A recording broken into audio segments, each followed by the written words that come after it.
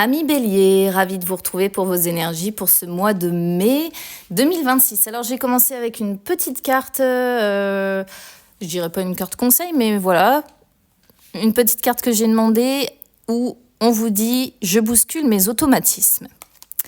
Et si vous changiez d'itinéraire pour aller travailler ou encore de menu pour votre petit déjeuner, il n'en faut pas plus pour accueillir la nouveauté. Donc ça, c'est souvent une carte qu'on a quand on est un petit peu trop bloqué dans métro, boulot, dodo et dans ses habitudes et où on vous conseille, si finalement, quelque part, de bousculer un petit peu vos habitudes et de dire, sortez de vos chemins habituels, prenez des décisions différentes, prenez des chemins différents et ça va vous faire tout simplement du bien. Allez, on va regarder les énergies générales et financières et ensuite à la fin, évidemment, les énergies sentimentales. C'est parti.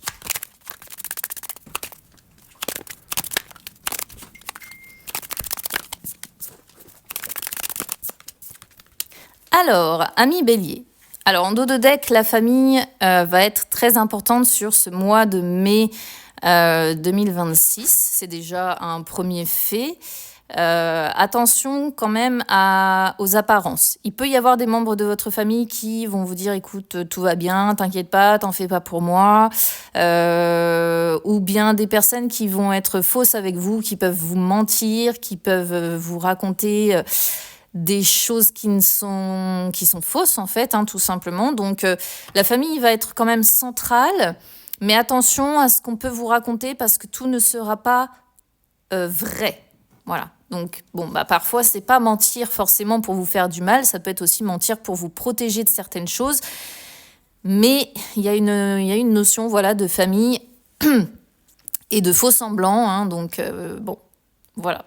À vous d'adapter évidemment en fonction de ce que vous traversez, de ce que vous vivez. Ça ne pourra pas parler à tout le monde. Alors, sur les énergies générales, on a voyage, déplacement et changement. Alors, soit ça peut être un besoin sur le mois de mai de se déplacer, de voyager, mais il y a un gros besoin de souffler, de partir, de changer d'air, de se déplacer. Alors, ça peut être se déplacer pas forcément loin de chez soi, mais dans le sens se déplacer, changer d'air, en fait, en fait, on en revient à bousculer ses automatismes, dans le sens où on sent que c'est presque vital, je vais dire ça comme ça. On sent qu'il y a un gros besoin de changement, on sent qu'il y a un gros besoin de partir, de se vider la tête, de sortir de ses habitudes, de sortir un peu aussi de la latence de l'hiver. Et il y aura ce besoin qui va se faire particulièrement sentir dans le courant du mois de mai. Alors, c'est possible que certains d'entre vous partent en voyage, en vacances ou en petit week-end, ou bien se déplacent dans des endroits qui vont leur faire tout simplement du bien. Parce qu'on parle quand même de changement. Donc, c'est vraiment le fait de soit voyager, partir en vacances, et ça va apporter un bon bol d'air, de bonnes énergies de changement, et ça va faire un bien fou. Soit si vous n'avez pas la possibilité de voyager ou de partir en vacances ou en petit week-end ou quoi que ce soit, c'est le fait de se déplacer quelque part, mais à un endroit qui va vraiment vous permettre de lâcher les freins, mais oui, c'est ça, c'est lâcher les freins, lâcher tout ce qui a pesé lourd, respirer, prendre le temps et se remettre de ce que vous avez pu vivre, traverser ces derniers mois, etc., etc. Ça va être en tout cas assez présent là sur ce mois de mai. Sur les finances, attention, c'est un petit peu plus compliqué. On vous demande encore beaucoup de patience parce qu'on voit des fuites. Alors, fuite sur les finances, c'est souvent quand ça sort plus que ça ne rentre. Il y a des fuites dans le compte, vous voyez ce que je veux dire.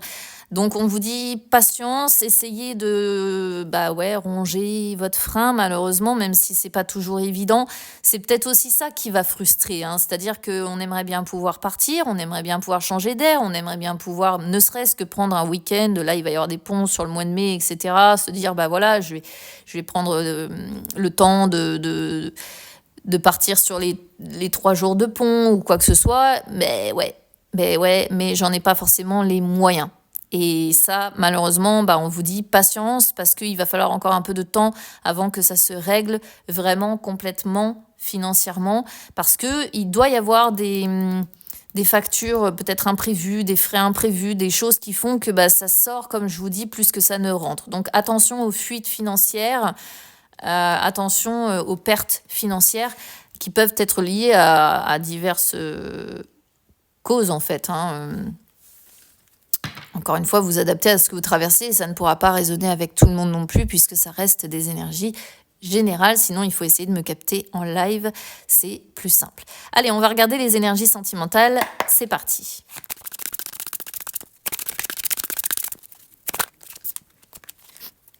Oula.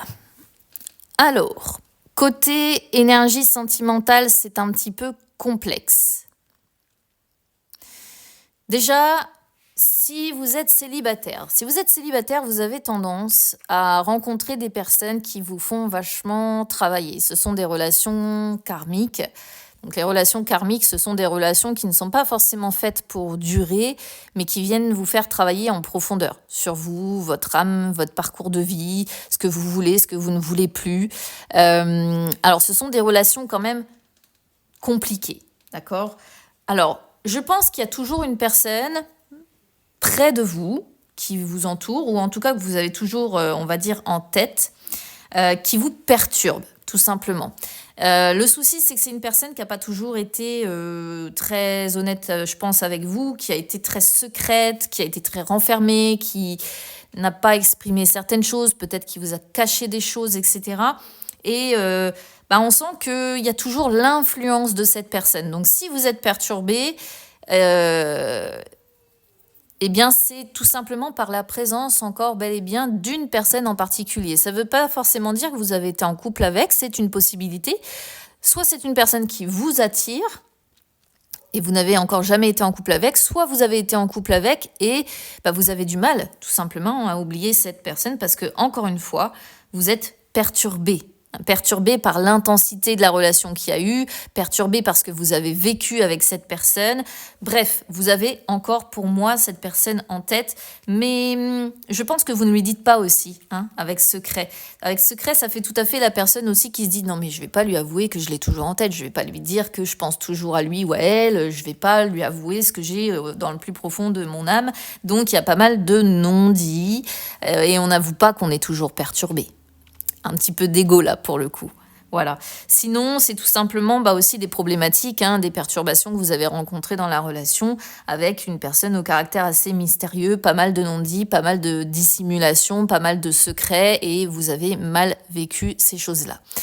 Si vous êtes en couple, eh bien, on voit, comme je vous disais, une relation karmique, une relation passionnelle, une relation très intense, quelque chose de très fort. Comme je vous dis, généralement, ce sont des relations qui ne durent pas forcément, mais ça peut parce que ça existe quand même. Mais par contre, c'est une relation qui est régulièrement perturbée.